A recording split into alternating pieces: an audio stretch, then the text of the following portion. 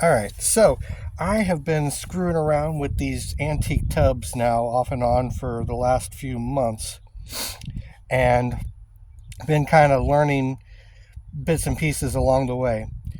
One of which is this fitting on the back of this toilet. Now, keeping in mind, this toilet was from 1935, so I don't know what years these things are going to go through, but at any rate, when I first started to try to replace this rubber gasket here, I was wondering if this spud wasn't physically attached, permanently attached inside the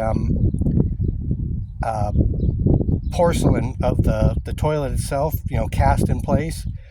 But after I got it apart, I found out that it just kind of flares out on the inside. And I'll show you how I got there in a second.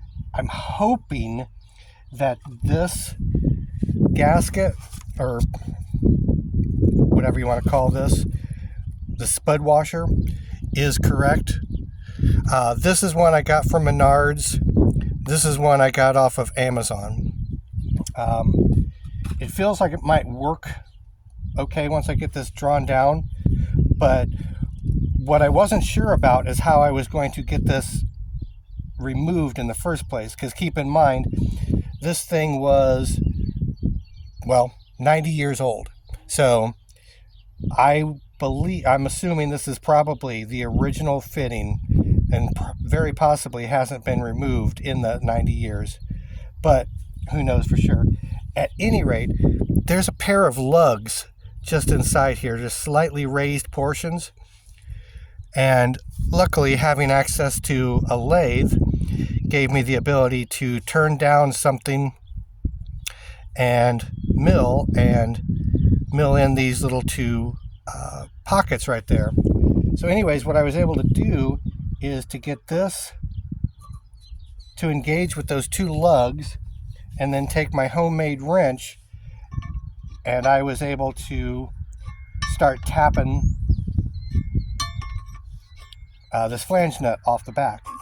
So keep your eyes peeled for what yours is like. If it's like this, build yourself something like that, and then I'll get this off the rest of the way and show you. And this isn't poo, this is WD-40. I've already had this thing apart, so